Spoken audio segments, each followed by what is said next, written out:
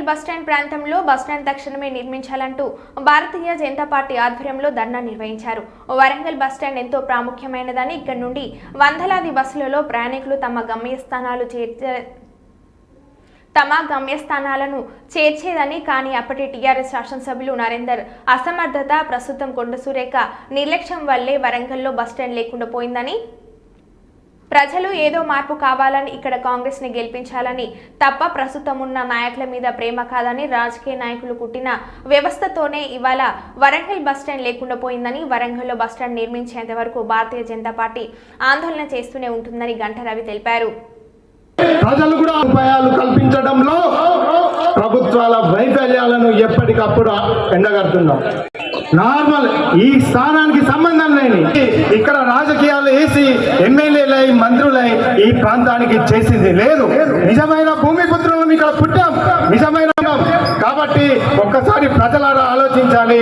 భవిష్యత్ వరంగల్ యొక్క జిల్లా భారతీయ జనతా పార్టీ వరంగల్ ఆత్మగౌరవ పోరాటాలను ఈ విధంగానే చేస్తూ ప్రజల పక్షాన పోరాడుతుందని తెలియజేస్తూ వెంటనే బస్టాండ్ యొక్క పనులను వేగవంతం చేసి అధునాతనమైన బస్టాండ్ను ఈ గ్రామీణ ప్రయాణికులకు, బస్సు ప్రయాణికుల, రైల్వే ప్రయాణికులు సరైన సమయానికి ట్రైన్లను అందుకోక వాళ్ళు మిస్ అవుతున్నారు. చిన్న చిన్న యాక్సిడెంట్లు అవుతున్నాయి. మొన్న ఇటీవల నెల క్రితం పెద్ద యాక్సిడెంట్లు అయినాయి. ఇవన్నీ కూడా ఇక్కడ ఉన్న స్థానిక అధికార ప్రజాప్రతినిధులు ఆలోచించి వెంటనే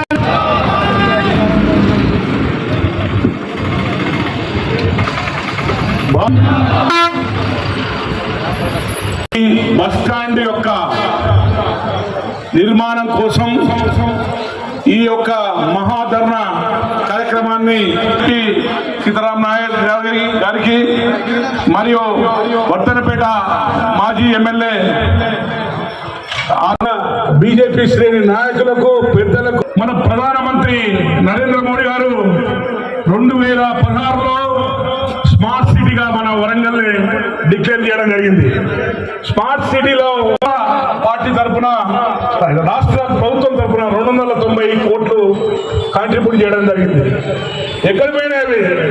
1,116 296 కోట్లు మన యొక్క కాంగ్రెస్ నాయకులు, మన యొక్క కాంగ్రెస్ ప్రభుత్వం, ఈ యొక్క 12 మంది ఎమ్మెల్యే అయితే, 2 ఎమ్మెల్యే అయితే వాళ్ళు రెండో రాజధానిగా నడపబడుతున్నాయి. కనీస అవసరాలు తీర్చేందుకు ఈ యొక్క బస్టాండ్ నిర్మాణాన్ని, అదేవిధంగా ఆర్టీసీ చైర్మన్ బాజిరెడ్డి గోవర్ధన్ రెడ్డి గారు వీరందరూ కూడా ఇక్కడ అధునాతనమైన బస్టాండ్కు శంకుస్థాపన చేయడం జరిగింది. కానీ అది ఓన్లీ 3D ఇమేజ్ వరకే పరిమితమైంది. 1.5-2 సంవత్సరాలు అవుతున్నా కూడా ఈ వరంగల్కి బస్టాండ్ లేకపోవడం సిగ్గు. ఈ కాంగ్రెస్ ప్రభుత్వంలో నాయకులకు ప్రజలు అనుకోకుండా వచ్చింది. ప్రజలు మార్పు కోరుకుంటే ఓన్లీ రాజకీయ పార్టీ రంగు మారి బీఆర్ఎస్పై కాంగ్రెస్ వచ్చింది. కానీ కాంగ్రెస్ ప్రజల యొక్క మౌలిక సదుపాయాలు కానీ, వారికి కావాల్సిన సౌకర్యాలు కానీ ఈ 2 పార్టీల ప్రభుత్వాలు చేయలేకపోయింది. ఈ మహా ధర్నా నుండి మేము ఒకటే చెప్తున్నాం, వరంగల్ ప్రజల యొక్క ఆత్మగౌరవానికి చిరునామైనటువంటి బస్టాండు, అదేవిధంగా MGM, అదేవిధంగా ఇక్కడ ఉన్న కళాశాలలు, హాస్పిటల్స్, వీటి యొక్క అభివృద్ధి చేయకపోతే ఈ రోజు నుండి వరంగల్ ప్రజల ఆత్మగౌరవంతో మేము పోరాటం చేస్తామని, వారికి సంవత్సర కాలం ఇచ్చాము సమయం. ఆ సంవత్సర కాలం మేము చూడటం జరిగింది. ఈ సంవత్సర కాలంలో వాళ్ళు ఎలాంటి అభివృద్ధి చేయలే. కాబట్టి వరంగల్ ప్రజల ఆత్మగౌరవ పోరాటం పేరుతో మేము ఉద్యమాలు చేస్తాం. వారి యొక్క సోమరితనాన్ని ఎప్పటికప్పుడు ఎండగడతామని తెలియజేస్తాం.